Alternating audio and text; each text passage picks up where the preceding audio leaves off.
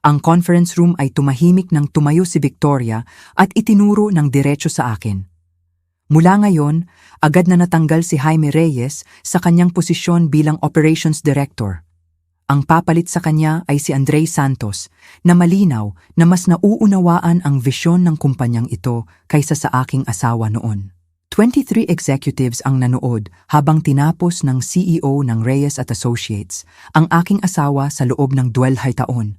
Ang aking karera gamit ang parehong malamig na efficiency na ginagamit niya sa pagtatapos ng business deals. Pero ang hindi niya alam ay ang lalaking may pilak na buhok na nakaupo sa likod na sulok, ang itinuring niyang isa lang na consultant ay malapit ng baguhin ang lahat. Ang pangalan niya ay Roberto Fajardo at ang bulong niya sa akin habang inaayos ko ang opisina ko ay magiging dahilan para maging bangungot niya ang aking pagkawasak. Ako si Jaime Reyes.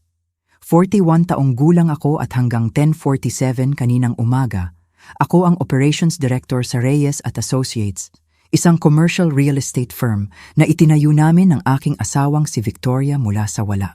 Nagsimula kami sa 2.5 milyon na ipon at isang sama-sama na pangarap. 2 taon pagkatapos, mayroon na kaming 200 empleyado, opisina sa 4 na rehiyon at taunang kita na umaabot sa 4 bilyon. Pero kahit saan sa pagitan ng aming unang milyon at unang feature sa business magazine, tumigil si Victoria sa pagiging partner ko at naging boss ko na. Kung ikaw ay dumadaan sa katulad nito o kung naaapektuhan ka ng kwentong ito, pakigawin mo ito para sa akin. Pindutin ang subscribe button ngayon din. Mag-comment sa baba kung ano sa tingin mo ang dapat mangyari next at ismash ang like button. Ang inyong engagement ay nakakatulong sa paglago ng channel na ito at nakakatulong sa akin na magdala ng higit pang totoong kwento tungkol sa mga taong nahaharap sa imposible sitwasyon. Ngayon, bumalik tayo sa pinakamasamang araw ng aking profesional na buhay. Nagsimula ng normal ang Monday morning meeting. 23 executives ang nagtipon sa aming top floor conference room, ang may floor-to-ceiling windows na tanaw ang Makati CBD.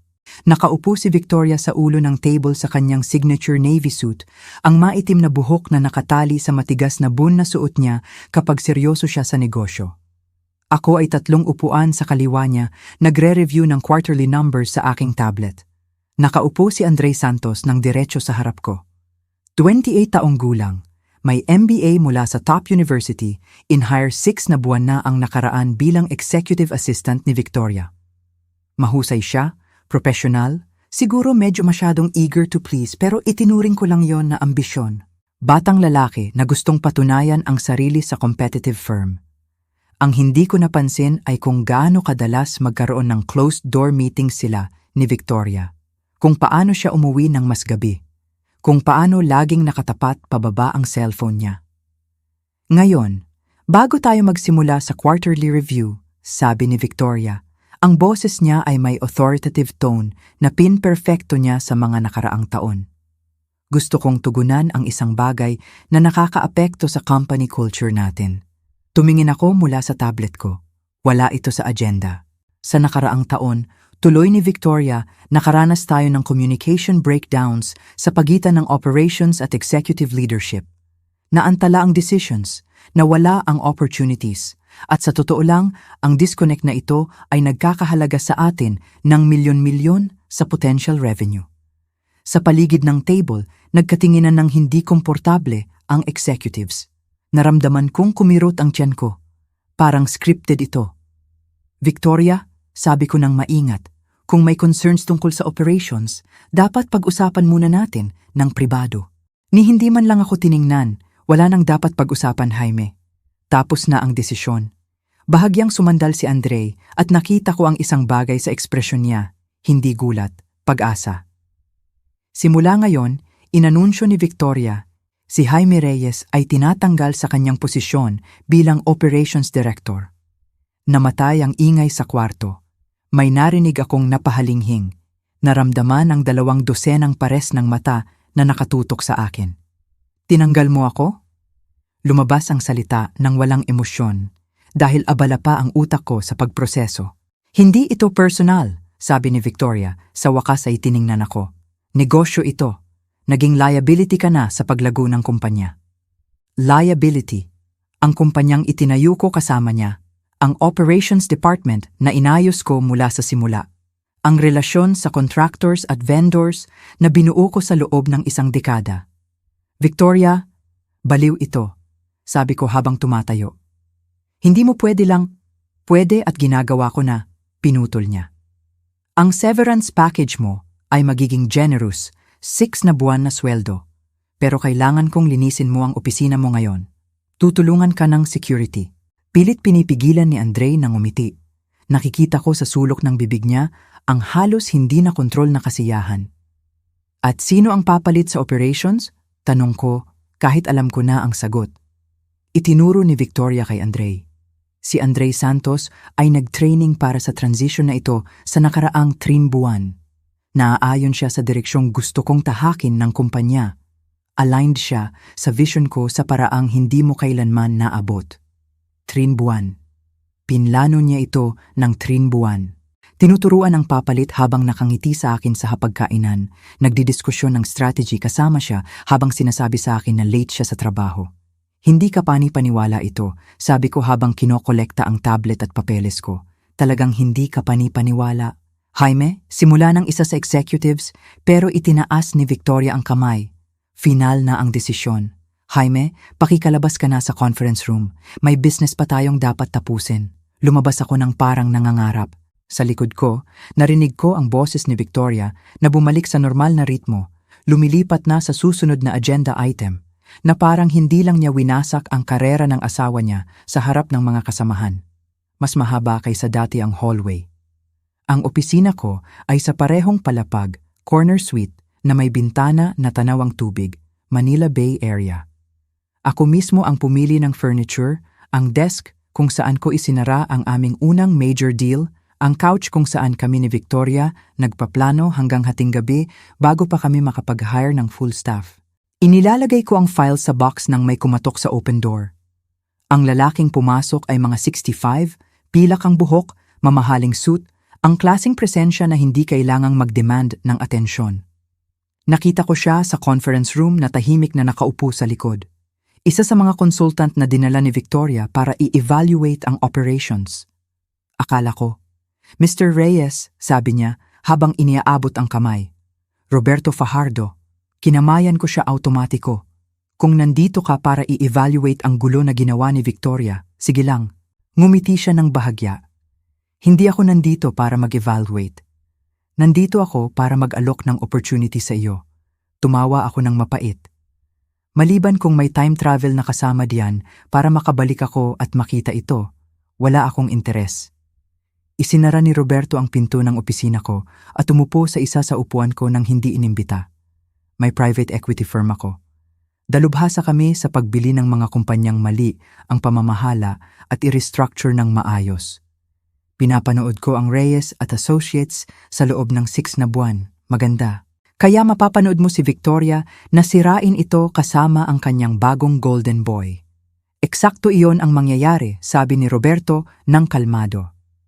Si Andre Santos ay kahanga-hanga sa papel, may credentials mula sa top school, magaling mag-present pero hindi siya marunong sa commercial real estate. Alam niya ang theory. Alam mo ang practice. Tumigil ako sa pag-empake at tiningnan siya. Ano ang punto mo? Ang punto ko ay ginawa ni Victoria ang pinakamalaking pagkakamali sa kanyang profesional na buhay at tutulungan kita para malaman niya ito. May isang bagay sa tono niya na nagpapatigil sa akin. Hindi ito awa. Estratehiya ito. Tuloy ka, sabi ko. Inilabas ni Roberto ang folder mula sa kanyang briefcase. Ang Reyes at Associates ay nagkakahalaga ng humigit kumulang fee 4 billion sa papel. Pero ang valuation na iyon ay lubos na nakadepende sa vendor relationships mo, contractor network mo, at operational expertise mo. Wala ka, magiging unstable ang mga relasyong iyon. Makikita niya. Hindi niya makikita. Dahil sa mga susunod na 6 na linggo, 3 sa pinakamalaking contractors mo ay makararanas ng scheduling conflicts na magpipigil sa kanila na tuparin ang commitments sa Reyes at Associates. Maantala ang projects. Hindi masisiyahan ang clients. Masasaktan ang reputation ng kumpanya. Tinitigan ko siya. Pinag-uusapan mo ang sabotage, pinag-uusapan ko ang market forces. Libre ang contractors na pumili kung kanino magtatrabaho, at marami sa kanila ay matagal nang hindi nasisiyahan sa management style ni Victoria. Nanatili sila dahil sa iyo. Ngayon wala ka na. Kahit mangyari iyon, maghahanap na lang si Victoria ng bagong contractors, ngumiti si Roberto. Hindi kong nakakomit na ang mga contractors na iyon sa competing projects. Projects na pinamamahalaan ng bagong firm na malapit nang pumasok sa Makati market. Isang firm na may operational expertise na itinapon lang ni Victoria. Nagsimulang mag-click ang mga piraso. Gusto mo akong magsimula ng competing company? Gusto kong i-fund kita sa pag-start ng competing company. Ang firm ko ang magbibigay ng capital. Ikaw ang magbibigay ng expertise at relationships. Maglulunsad tayo sa 6 na linggo, eksakto kapag nagsisimula ang contractor problems ng Reyes at Associates. Aagawin natin ang mga hindi masasayang clients nila. Bubuo tayo ng mas maganda kaysa sa itinayo ninyo ni Victoria. Dahan-dahang umupo ako. Ito ay revenge. Ito ay negosyo, pagwawasto ni Roberto. Pinersonal ito ni Victoria nang ipahiya ka sa harap ng mga kasamahan, pero ang business response ay mag-compete at legal ang kompetisyon. Bakit ako? Bakit ngayon? Dahil pinanood kita ng 6 na buwan. Magaling ka sa ginagawa mo. Mas magaling kaysa kay Victoria, sa totoo lang. Magaling siya sa pag-close ng deals at pag-manage ng pera. Pero ikaw ang magaling sa aktwal na trabaho ng pagpapasuccess ng projects. Mas mahalaga iyon. At ano ang mapapala mo? 60% equity para sa investment ng firm ko, 40% para sa'yo. Pero ikaw ang magra-run ng operations ng buo. Walang interference. Magbibigay kami ng capital at strategic support. Ikaw ang bubuo ng kumpanya. Tiningnan ko ang box ng files sa desk ko. Pagkatapos ang pinto na dinaanan ni Victoria kanina lang 1 oras na ang nakaraan. Pagkatapos si Roberto, nag-train siya kay Andre ng 3 buwan. Sabi ko ng dahan-dahan. Pinlano niya ito, ginawa niya. At ngayon ikaw ang magpaplano ng mas maganda. Kinuha ko ang cellphone ko at nag-scroll sa contacts. 10 taon ng relationships, contractors na pribadong sinabi sa akin na hindi nila matiis ang micromanaging ni Victoria. Vendors na nagre-reklamo sa negotiation tactics niya. Clients na specifically, humingi na ako ang mag-handle ng projects nila imbes na iba. Kakailanganin ko ng attorney, sabi ko. Magaling. Inilabas ni Roberto ang business card. May 3 akong on retainer. Lahat sila specialized sa non-compete agreements at employment law. May non-compete ang Reyes at Associates, pero malamang na hindi enforceable dahil sa sobrang broad nito. Susuriin ito ng mga attorney ko ngayong gabi. Tiningnan ko ang card pagkatapos si Roberto. Kailan tayo magsisimula? Nagsimula na tayo noong lumabas ka sa conference room na iyon. Ngayon, gawin na lang nating official. Sa unang pagkakataon, mula nang inanunsyo ni Victoria ang pagkatanggal ko, naramdaman ko ang isang bagay bukod sa gulat at pagtataksil. May purpose ako. Isang kondisyon, sabi ko. Kapag nagtagumpay ito, kapag nanalo tayo, gusto kong malaman mismo ni Victoria kung bakit siya nabigo. Tumayo si Roberto at muling iniaabot ang kamay. Mr. Reyes, iyon mismo ang inaasahan ko. Ang apartment na tinirhan ko ay pansamantala, furnished place sa Makati, malapit sa CBD, pero sapat ang layo mula sa bahay na pinagsaluhan namin ni Victoria sa Quezon City area. Ang bahay na tinulungan kong i-design, ang bahay kung saan namin pinlano na magpalaki ng mga anak bago magdesisyon si Victoria na mas importante ang karera niya kaysa magsimula ng pamilya. Sa unang linggo, nasa Hayes ako, nakikipagkita sa attorneys ni Roberto, nagre-review ng non-compete clause ko na lumabas na eksakto na hindi enforceable gaya ng hula ni Roberto. Nagse-set up ng corporate structure para sa tinatawag naming Fajardo Reyes Properties. Deliberado ang pangalan. Inilagay ang Reyes sa pangalawa para magpadala ng mensahe. Hindi lang ito tungkol sa akin. Ito ay tungkol sa pagbuo ng mas maganda. Sa ikalawang linggo, nagsimula akong tumawag casual conversations sa contractors na kasama ko sa loob ng mga taon, lunch meetings sa vendors, kape sa dating clients na nagrereklamo sa recent direction ng Reyes at Associates. Jaime, ano ang nangyari? Tanong ni Tomas Bernardo sa lunch. Siya ang may pinakamalaking commercial construction firm sa Metro Manila. Magkasama kami sa 2 dosenang projects. Nagdesisyon si Victoria na mas bagay si Andre Santos sa operations, sabi ko ng neutral ang boses.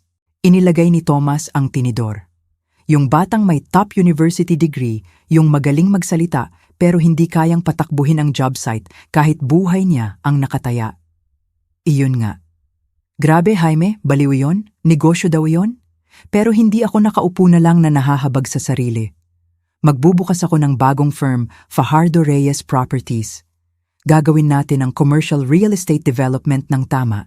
Sumandal si Thomas sa upuan. Kailangan mo ng contractors. Kailangan ko ng partners.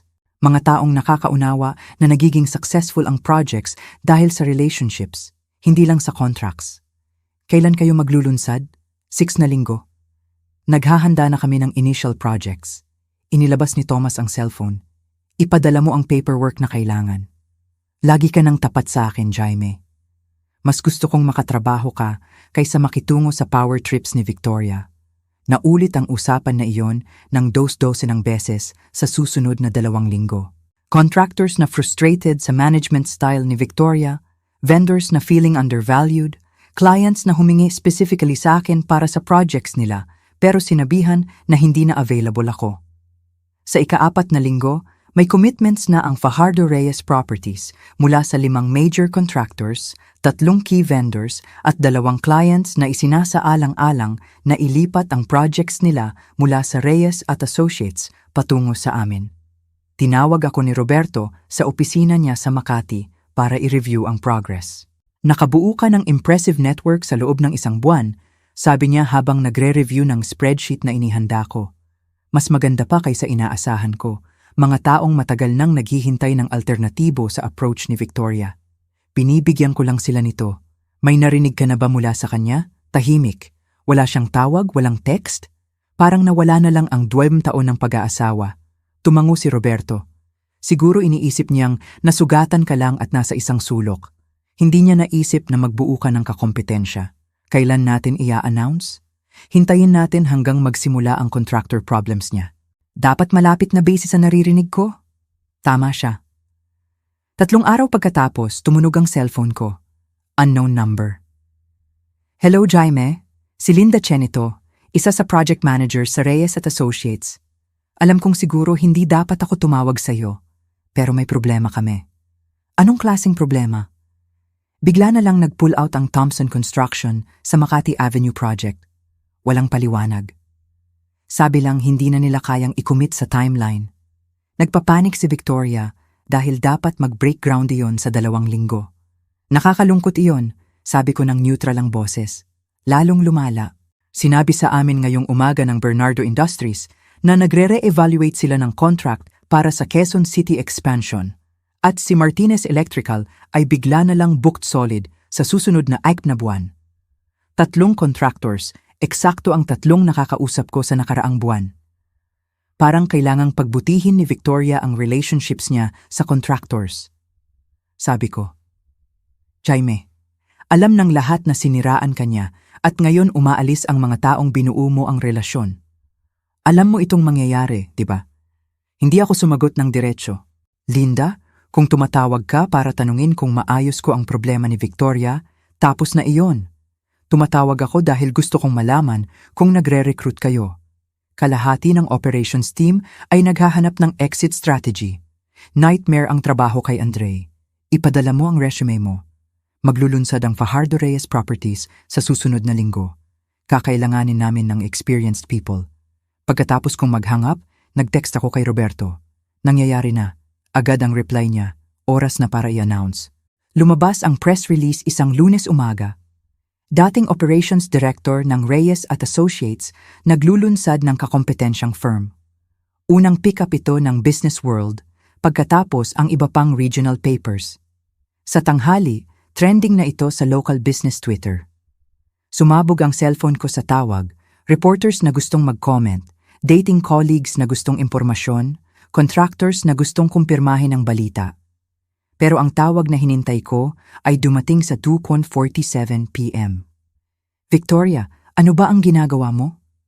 Nanginginig ang boses niya sa galit. nagbubukas ng negosyo. Pareho tayong ginawa 12 taon na ang nakaraan. Naalala mo? Hindi mo pwede ito, Jaime.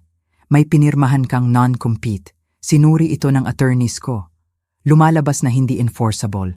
May kinalaman sa sobrang broad at restrictive. Dapat suriin iyon ng legal team mo. Ito ay revenge. Sinusira mo ako. Nagkokompetensya ako sa'yo. May difference iyon. Tinuruan mo ako na hindi personal ang negosyo. Naalala mo, umaalis ang contractors ko. Nagkakagulo ang projects ko.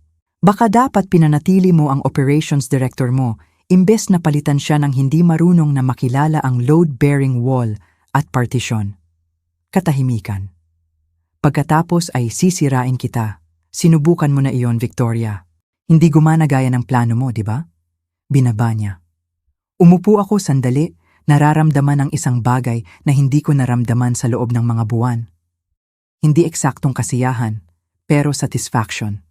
Ang klaseng dulot ng pagpapatunay ng halaga pagkatapos na maliitin ito ng iba. Ang susunod na 6 na buwan ay brutal sa pinakamabuting paraan. Mas mabilis lumago ang Fajardo Reyes Properties kaysa projection ni Roberto. Naagaw namin ang 4 sa pinakamalaking clients ng Reyes at Associates. 3 pa ang dumating ng organiko na aakit sa reputation namin sa operational excellence. Sinubukan ni Victoria na makipaglaban. Nag-hire siya ng 2 bagong operations managers. Wala ni isa ang tumagal ng mahigit 3 buwan. Sinubukan niyang agawin ang contractors ko sa pamamagitan ng mas mataas na rates. Karamihan ay tumanggi. Sinabi ng diretsyo na mas gusto nilang makatrabaho ang may respeto. Si Andre Santos, ang golden boy niya, lumabas na eksakto ang hinala ko. Magaling sa presentations, terrible sa execution. 2 major projects ang gumuho sa pamamahala niya. Nag-file ng kaso ang clients. Kinailangang mag-settle si Victoria out of court ng milyon-milyon. Sa ika-8 na buwan, bumagsak ng 30% ang revenue ng Reyes at Associates. Bumabagsak ang value nila. Nagtatanong ang board members tungkol sa decision-making ni Victoria. Doon siya dumating sa opisina ko nang walang paunang abiso. Tinawag ng security mula sa lobby. Mr. Reyes, may Victoria Reyes dito na gustong makita ka. Wala siyang appointment. Ngumiti ako. Iakyat siya. Pumasok siya na mukhang iba, mas matanda kong baga. Nawala ang confidence na laging define sa kanya, pinalitan ng parang desperation. Jaime, sabi niya habang nakatayo sa doorway. Victoria, hindi inaasahan ito. Kailangan nating mag-usap tungkol sa ano. Kung paano mo ako tinanggal sa harap ng 23 executives? O kung paano mo tinuruan ang papalit ko ng Trican buwan habang nagpapanggap na partners tayo? Isinara niya ang pinto at umupo nang hindi inimbita. Nagkamali ako. Isang pagkakamali. Subukan mo ang marami. Si Andre ay pagkakamali. Ang pagtatanggal sa iyo ay pagkakamali. Mali ako. At tiningnan niya ako na may mukhang tunay na pagsisisi. Gusto kong bumalik ka. Sabihin mo ang presyo mo, COO position, equity stake, kahit ano. Sumandal ako sa upuan. Victoria, hindi mo naiintindihan. Ayaw kong bumalik. Nagbuo ako ng mas maganda kaysa sa mayroon tayo noon. Jaime, pakiusap. Nagbabanta ang board na tanggalin ako kung hindi ko maayos ang sitwasyon. Nabibigo ang kumpanya. Ang kumpanyang pinili mong patakbuhin nang wala ako ay nabibigo. May difference iyon. Kaya ito ba ay puro revenge? Gusto mong makita akong magdusa? Hindi. Ito ay pagpapatunay ng halaga ko. Isang bagay na nakalimutan mo pagkatapos ng 12 taon. Tumayo siya, may galit sa mata. Tinatamasa mo ito. Tinatamasa ko ang pagbuo ng successful na kumpanya. Kung ang pagkabigo mo ay bahagi ng kwento, ikaw ang may sala, hindi ako. Ano ang tungkol sa pag-aasawa natin? Anong pag-aasawa? Tinapos mo iyon nang piliin mo si Andre Santos kaysa sa akin. O baka pa na nga noon pa nang tumigil kang makita ako bilang partner at nagsimula kang makita ako bilang empleyado na pwede mong i-dismiss. Lumakad si Victoria patungo sa pinto, pagkatapos ay tumingin pabalik. Minahal kita, Jaime. Past tense, iyon na ang lahat. Pagkatapos niyang umalis, umupo ako ng matagal sa opisina ko. Walang satisfaction sa pagdurusa niya. Walang saya sa panonood ng pagkagiba ng kumpanyang itinayo naming magkasama. Pero may vindication, ang klaseng dulot ng pagpapatunay na ang tagumpay ay hindi tungkol sa kung sino ang may corner office o CEO title. Ito ay tungkol sa kung sino ang gumagawa ng aktwal na trabaho. Tinawag ako ni Roberto isang oras pagkatapos. Narinig ko na bumisita si Victoria. Mabilis ang balita. Nag-alok siya sa'yo? Nag-alok siya. Tinanggihan ko. Mabuti, dahil may mas magandang offer ako. Tinawag ako ng board ng Reyes at Associates. Gusto nilang pag-usapan ng buyout. Umupo ako ng tuwid. Gusto nilang magbenta. Gusto nilang mag-merge. Ang Fajardo Reyes Properties ang bibili ng Reyes at Associates. Ikaw ang magiging CEO. Si Victoria ay makakatanggap ng severance package at aalis. Magkano? P2 billion. Kakailanganin nating magdala ng additional investors pero ang combined company ay magiging doble ang value sa loob ng 3 taon. Pinag-isipan ko ito. Pinag-isipan ng kumpanyang itinayo naming magkasama ni Victoria, ang mga pangarap na pinagsaluhan, ang future na pinlano bago masira ng ambition at ego. Gawin ang offer, sabi ko, pero isang kondisyon. Sabihin mo, si Victoria ay hindi mananatili sa anumang kapasidad. Walang consulting role, walang advisory position, aalis siya ng buo. Tapos na, ipapadraft ng attorneys ang papeles. 3 buwan ang inabot ng acquisition para ma-finalize. Labanan muna ito ni Victoria pero binoto siya ng board. Nawala na ang tiwala sa leadership niya. Dumudugo ang pera ng kumpanya. Ang merger ang tanging option nila. Nakipagkita ako kay Victoria isang huling beses para pirmahan ang final paperwork. Nakaupo kami sa harap ng isa't isa sa conference room kasama ang kani-kanilang attorneys. Sana masaya ka, sabi niya habang pinipirmahan ang huling pahina. Matagumpay ako, may difference iyon. Sinira mo ang lahat ng itinayo natin. Hindi, sinira mo ang lahat nang makalimutan mong dapat partners tayo. Binuo ko lang ang mas maganda nang wala ka. Tumayo siya, kinuha ang papeles at lumabas ng walang salitang iba. 6 na buwan pagkatapos, thriving na ang merged company. Pinanatili namin ang karamihan sa magagaling na empleyado ng Reyes at Associates. Pinakawalan ang dead weight. Inayos ang operations. Binuo ang mas malakas kaysa sa alinman sa 2 kumpanya ng hiwalay. Nasa bagong corner office ako nagre-review ng quarterly projections nang kumatok si Roberto sa open door. May oras ka ba? Palagi. Umupo siya ng may satisfied expression. Dapat mong malaman na nag-file na ng unemployment si Andre Santos. Wala raw gustong mag-hire sa kanya sa industry pagkatapos ng nangyari sa Reyes at Associates. At si Victoria? Huli kong narinig, consulting siya sa mid-size firm sa Cebu. Wala nang malapit sa mayroon siya rito. Tumango ako ng dahan-dahan. Walang satisfaction, walang vindication, basta tahimik na katiyakan na may consequences ang actions. Alam mo kung ano ang nakakatawa? Sabi ko, kung ginamot lang niya ako bilang partner imbes na empleyado, hindi ito mangyayari. Siguro magkasama pa rin kaming nagpapatakbo ng kumpanya. May mga taong nakakalimot na two-way street ang loyalty, sabi ni Roberto. O baka hindi nila naiintindihan iyon mula simula pa. Tumayo si Roberto para umalis, pagkatapos ay tumigil. Sa totoo lang, 30 taon na akong gumagawa nito. Marami na akong nakitang rise at fall ng executives. Ang pagkakamali ni Victoria ay hindi ambition. Arrogance iyon. Akala niya kayang magtagumpay nang wala ang taong nagtayo ng foundation. Pinatunayan mo na mali siya. Pagkatapos niyang umalis, tiningnan ko ang opisina ko. Ang desk na inupuan ni Victoria sa kabilang conference room noon. Ang bintana na tanaw ang parehong Makati skyline. Ang tagumpay na dumating hindi mula sa revenge o galit, kundi sa simpleng paggawa ng ginagawa ko noon pa, pagbuo, paglikha, pagpapagana ng mga bagay. Nag-buzz ang cellphone ko sa text mula kay Linda Chen, na ngayon ang Director of Operations ko. Nag-sign na si Bernardo para sa 3 projects pa. Kakailanganin nating mag-hire ng higit pang staff. Ngumiti ako at nag-type pabalik. Simula ng pagre-recruit, buuin natin ang pangmatagalan. Dahil yon lagi ang tungkol dito, hindi sa pagsira kay Victoria, hindi sa pagpapatunay ng punto, basta pagbuo ng totoong, matibay, successful dahil sa partnership at respeto, imbes na ego at power plays. Kung nakarating ka hanggang dito, salamat sa panonood. Pinapatunayan ng kwentong ito na minsan ang pinakamabuting revenge ay hindi revenge. Tagumpay lang yon.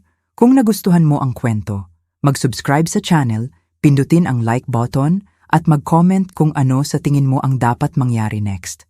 Dapat bang makipag-ugnayan si Jaime kay Victoria? Or dapat bang tuluyang mag-move on? Sabihin mo sa comments. At tandaan, sa negosyo at sa buhay, mahalaga kung paano mo tratuhin ang tao dahil ang taong maliitin mo ngayon ay maaaring maging taong magbuo ng iyong kakompetensya.